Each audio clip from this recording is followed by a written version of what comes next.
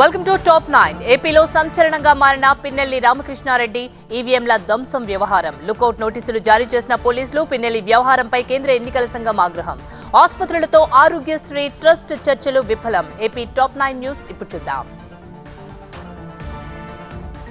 సంచలనంగా మారిన మాచర్ల ఎమ్మెల్యే పిన్నెల్లి రామకృష్ణారెడ్డి వ్యవహారంలో పోలీసులు లుకౌట్ నోటీసులు జారీ చేశారు. విదేశాలకు పారిపోయేందుకు చూస్తున్నారని అనుమానిస్తూ ఈ నోటీసులు జారీ చేశారు.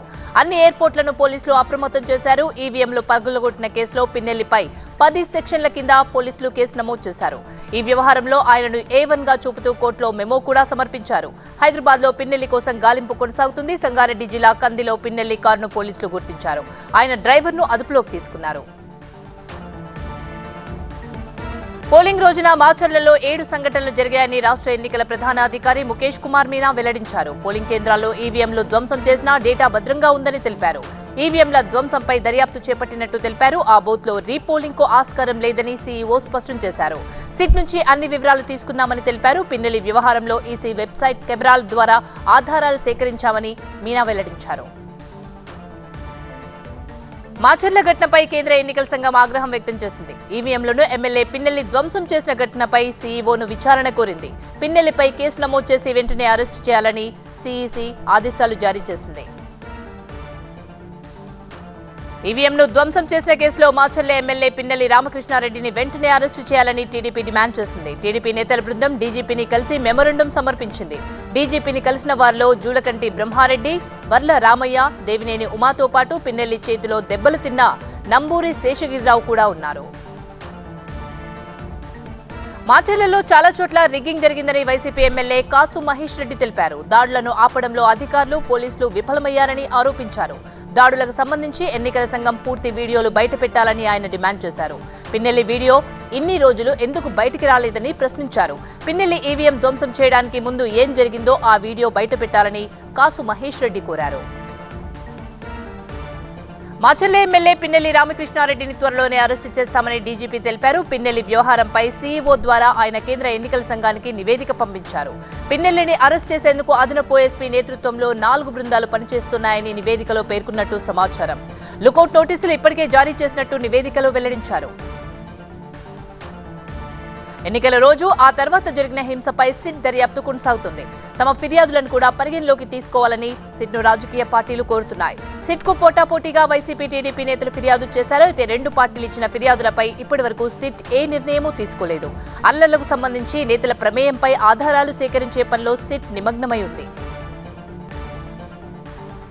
ఈ ఎన్నికల్లో కూటమికి వన్ సైడ్ ఓటింగ్ జరిగిందని టీడీపీ నేతలు అన్నారు. వైసీపీ ప్రభుత్వానికి బై బై చెప్పాలని కసిగా ప్రజలు ఓట్లు వేశారని టీడీపీ నేతలు గంటా శ్రీనివాస్, సోమిరెడ్డి అన్నారు. జగన్ ప్రమాణ స్వీకారానికి ముహూర్తం నిర్ణయించడం చూసి ప్రజలు నవ్వుకుంటున్నారని తెలిపారు. జగన్ సినిమా అయిపోయిందని, జూన్ 4న అట్టర్ ఫ్లాప్ అవుతుందని అన్నారు. ఎన్నిక తర్వాత రాజకీయ చిత్రపటంలో జగన్ పార్టీ ఉండదని టీడీపీ నేతలు తెలిపారు. ఆరోగ్యశ్రీ సేవలు నిలిపేస్తూ ఆసుపత్రులపై కఠిన చర్యలు తీసుకుంటామని ఏపీ ప్రభుత్వం హెచ్చరించింది. ఆరోగ్యశ్రీ సేవలకు అంతరాయం లేకుండా చూడాలని అన్ని జిల్లాల కలెక్టర్లకు ప్రభుత్వం ఆదేశాలు జారీ చేసింది. గత ఏడాదికి సంబంధించి 3,566 కోట్ల రూపాయలు, ఈ ఏడాదికి సంబంధించి ఇప్పటి వరకు 366 కోట్ల రూపాయలు విడుదల చేసినట్టు ఆరోగ్యశ్రీ సీఈఓ ప్రకటించారు. తక్షణమే 800 కోట్ల రూపాయలు బకాయిలు విడుదల చేయాలని ఆసుపత్రుల సంఘం ఆరోగ్యశ్రీ ట్రస్ట్ ను డిమాండ్ చేస్తోంది. ఏపీలో కొత్త ప్రభుత్వం ఏర్పడుతుందన్న సీఎం రేవంత్, పౌర సరఫరాల శాఖలో 1000 కోట్ల రూపాయల అవినీతి జరిగిందన్న బీజేపీ, సన్నవడ్లకే బోనస్ ఇస్తామనడం రైతులను మోసం చేయడమేనన్న హరీష్ రావు. తెలంగాణ టాప్ 9 న్యూస్ ఇప్పుడు చూద్దాం. శ్రీవారి దర్శనం కోసం తిరుమల వచ్చిన సీఎం రేవంత్ రెడ్డి స్వామివారికి తన మనువడి తలనీలాలు సమర్పించారు. తిరుమల కొండపై ఆసక్తికర వ్యాఖ్యలు చేశారు. త్వరలోనే ఏపీలో కొత్త ప్రభుత్వం ఏర్పడుతుందని అన్నారు. ఆ ప్రభుత్వం కొలువుదీరాక వెళ్లి కలుస్తానంటూ వ్యాఖ్యానించారు. 2 రాష్ట్రాల మధ్య సత్సంబంధాలుండాలన్నారు.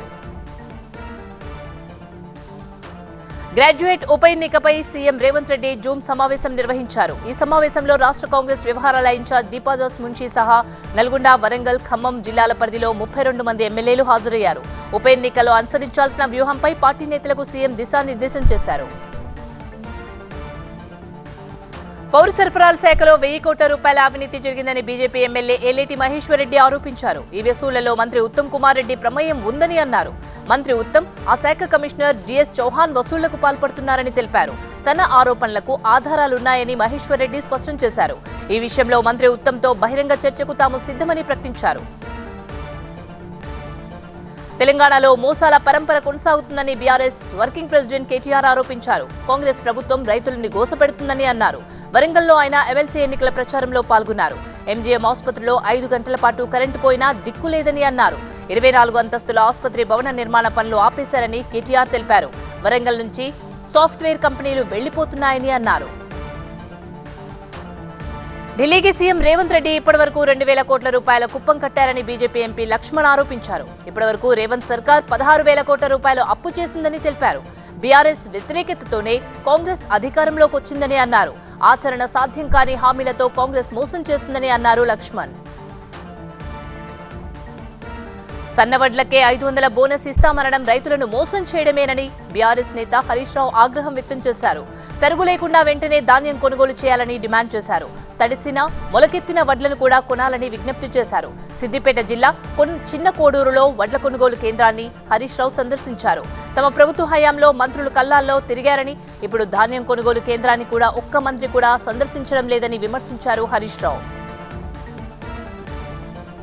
తెలంగాణ రాష్ట్ర ఆర్థిక పరిస్థితి ఏంటో ప్రమాణ స్వీకారం చేయకముందు సీఎం రేవంత్ రెడ్డికి తెలియదా అని ప్రశ్నించారు బీజేపీ నేత డీకే అరుణ.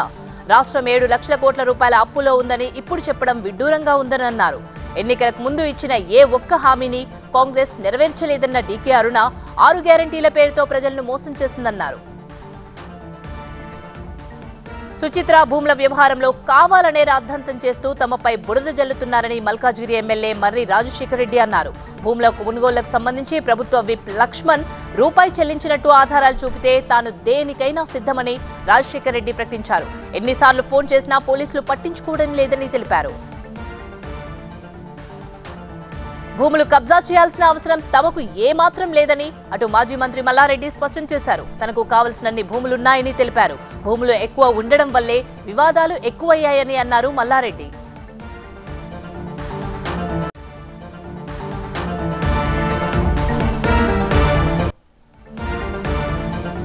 బంగాళాఖాతంలో బలపడుతున్న అల్పపీడనం స్ట్రాంగ్ రూమ్ల దగ్గర భద్రత మరింత పటిష్టం. సత్యసాయి సన్నిధిలో గిరి ప్రదక్షిణ. తెలుగు రాష్ట్రాల టాప్ 9 న్యూస్ ఇప్పుడు చూద్దాం.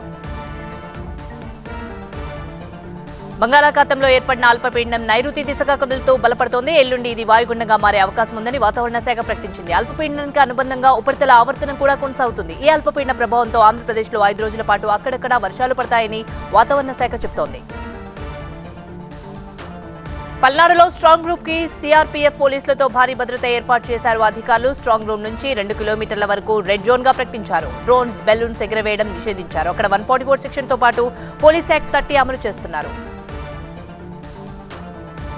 అనంతపురం జేఎన్టీయూ స్ట్రాంగ్ రూమ్లలో ఈవీఎంల భద్రతపై కళ్యాణదుర్గం టీడీపీ అభ్యర్థి అమిలినేని సురేందర్ బాబు అనుమానం వ్యక్తం చేశారు. 2 రోజులుగా అనంతపురం జిల్లాలో కురుస్తున్న వర్షాలకు స్ట్రాంగ్ రూమ్ లీక్ అవుతుందని చెప్పారు ఆయన. స్ట్రాంగ్ రూమ్లలో పోలీస్ భద్రత కట్టుదిట్టంగానే ఉన్నా జేఎన్టీయూ పాత బిల్డింగ్లు ఆందోళనకరంగా ఉన్నాయని చెప్పారు. స్ట్రాంగ్ రూమ్లలో వర్షపు నీరు లీకేజ్ ని కలెక్టర్ దృష్టికి తీసుకెళ్తారని అమిలినేని సురేందర్ బాబు చెప్పారు.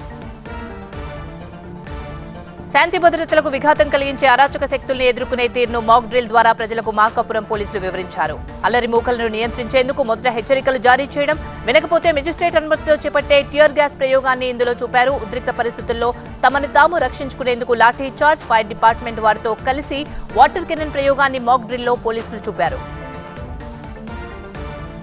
అంబేద్కర్ కోనసీమ జిల్లా కొండకుదురులో అర్ల అక్కమ్మ జాతర ఘనంగా జరిగింది. గండ దీపాలతో ఊర్లోని మహిళలంతా అమ్మవారి దర్శనానికి తరలివచ్చారు. ఈ జాతరలో కేవలం మహిళలు మాత్రమే గండ దీపాన్ని తలపై పెట్టుకునే ఆచారం ఉంది. శ్రీశైలం ఆలయం క్యూ లైన్లలోకి పునుగు పిల్లి రావడంతో భక్తులు కంగారు పడ్డారు. 300 దర్శనం క్యూ లైన్ లో ఉన్న భక్తులపై ఒక్కసారి పైనుంచి పునుగు పిల్లి పడింది. అంతా జనమే ఉండడంతో బయటపడేందుకు పునుగు పిల్లి చాలా కష్టపడింది. పుట్టపత్రి సత్యసాయి సన్నిధి ద్వారా సాయి నామస్మరణతో మారుమోగిపోయింది. బుద్ధ పౌర్ణమి సందర్భంగా ప్రశాంతి నిలయం నుంచి ఎనుముపల్లి, కమ్మవారిపల్లి మీదుగా 10 రోజుల పాటు కిలోమీటర్ల మేర భక్తులు గిరి ప్రదర్శన చేపట్టారు. స్థానికులతో పాటు సత్యసాయిని దర్శించుకునేందుకు వచ్చిన విదేశీ భక్తులు కూడా గిరి ప్రదక్షిణలో పాల్గొన్నారు. హైదరాబాద్ నగరంలో పెద్ద పెద్ద రెస్టారెంట్లలోనూ నాసిరకం ఆహారం పెడుతున్నారని ఫుడ్ సేఫ్టీ అధికారులు గుర్తించారు. గడిచిన నెల రోజులుగా ఫుడ్ సేఫ్టీ కమిషనర్ 3 సభ్యులతో కూడిన బృందం హైదరాబాద్ నగరంలోని వివిధ ప్రాంతాల్లో ఉన్న హోటల్స్, రెస్టారెంట్స్ నుంచి శాంపిల్స్ సేకరించారు. ఇందులో 29 శాంపిల్స్ నిబంధనలకు విరుద్ధంగా ఉన్నట్లు గుర్తించారు. డ్రైవింగ్ స్కూల్ నిర్వాహకులు శిక్షణ ఇచ్చే సిబ్బందికి మేడ్చల్ జిల్లా రవాణా శాఖ కార్యాలయంలో అవగాహన కార్యక్రమం నిర్వహించారు. డ్రైవింగ్ నేర్చుకునే వారికి డ్రైవింగ్ తో పాటు నియమ నిబంధనలు కూడా తెలియజేయాలని రవాణా శాఖ అధికారులు సూచించారు. 4న ఇండియా కూటమి నేతలను ప్రజలు నిద్ర లేపుతారని ప్రధాని మోదీ అన్నారు. పూరి రత్న భండాగారంపై ఒడిశా సీఎంకు అమిత్ షా ప్రశ్నలు. రాజ్యాంగాన్ని మార్చేందుకు బీజేపీ పట్టుదలతో ఉందన్న ప్రియాంక. ఎలక్షన్ టాప్ 9 న్యూస్ చూద్దాం. జూన్ 4న యూపీ ప్రజలు కాంగ్రెస్, సమాజ్వాదీ పార్టీ నాయకులను నిద్రలేపుతారని ప్రధాని మోదీ అన్నారు. యూపీలోని 79 సీట్లు గెలుస్తామని ఇండియా కూటమి నేతలు చెబుతున్న మాటలను ప్రధాని ఎగతాళి చేశారు. పగటి కలలు అనే మాటను తాను వినడానికి ఇప్పుడు వాటిని ప్రత్యక్షంగా చూస్తున్నానని అన్నారు ప్రధాని. ఇండియా కూటమికి క్యాన్సర్ కంటే ప్రమాదకరమన్నారు ప్రధాని మోదీ. తీవ్రమైన మత దురహంకారం, కులపిచ్చి, కుటుంబవాదం అనే అవలక్షణాలు ఇండియా కూటమికి ఉన్నాయన్నారు. ఎస్పీ కాంగ్రెస్ సభలో చోటు చేసుకున్న హంగామాను కూడా మోదీ ప్రస్తావించారు. డబ్బులిచ్చి మనుషులను తెప్పించుకున్నారని, వారికి డబ్బులు ఇవ్వకపోవడంతో జనం స్టేజ్ పైకి వచ్చారని ఆరోపించారు. ప్రచారంలో స్టార్ క్యాంపెయినర్ల మాటల విషయంలో జాగ్రత్తలు పాటించేలా చూడాలని ఎన్నికల సంఘం కాంగ్రెస్ అధ్యక్షుడు మల్లికార్జున్ ఖర్గే, బీజేపీ అధ్యక్షుడు జేపీ నడ్డాకు నోటీసులు జారీ చేసింది. కులం, మతం, భాష లాంటివి ప్రచారంలో ప్రస్తావించడాన్ని ఎన్నికల సంఘం తప్పుపట్టింది. సమాజ విభజనకు దారితీసే ప్రసంగాలు ఆపేయాలని బీజేపీని ఆదేశించింది. రాజ్యాంగాన్ని రద్దు చేస్తారనే మాటలు ప్రచారంలో ఉపయోగించరాదని కాంగ్రెస్ కు సూచించింది. ఒడిశాలో తాము అధికారంలోకి వస్తే పూరి జగన్నాథుని ఆలయంలోనే రత్న భండాగారాన్ని దోచుకున్న వారిని చట్టం ముందు నిలబెడతామని హోంమంత్రి అమిత్ షా ప్రకటించారు.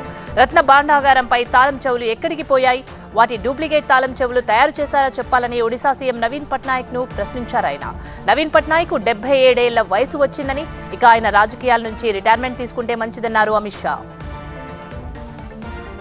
తాము అధికారంలోకి వస్తే అగ్నివీర్ పథకాన్ని రద్దు చేసి చెత్తబుట్టలో వేస్తామని కాంగ్రెస్ నేత రాహుల్ గాంధీ అన్నారు. ప్రధాని మోదీ జవాన్లను కూలీలుగా మార్చారని ఆరోపించారు. ఇది మోదీ స్కీమ్ తప్ప ఆర్మీ స్కీమ్ కాదన్నారు. సైన్యానికి అగ్నివీర్ పథకం అవసరం లేదన్నారు. బెంగాల్లోని ఉత్తర 24 పరిగణ జిల్లాలో సీఎం మమతా బెనర్జీ ప్రచారం కొనసాగింది. బెంగాల్లో రాజకీయ ప్రకంపనలు సృష్టించిన సందేశ్ ఖాళీ ఈ జిల్లాలోనే ఉంది. నిన్నటి నుంచి మమతా బెనర్జీ ఇక్కడే ఉన్నారు. త్వరలోనే తాను సందేశ్ ఖాళీ సందర్శిస్తానని ప్రజలకు మమతా హామీ ఇచ్చారు. రాజ్యాంగాన్ని మార్చేందుకు బీజేపీ చాలా పట్టుదలగా ఉందని కాంగ్రెస్ ప్రధాన కార్యదర్శి ప్రియాంక గాంధీ ఆరోపించారు. గడిచిన 10 ఏళ్లుగా ప్రజాస్వామ్యంతో పాటు న్యాయ వ్యవస్థ, పార్లమెంట్ లాంటి సంస్థలను బలహీనపరిచిందని అన్నారు.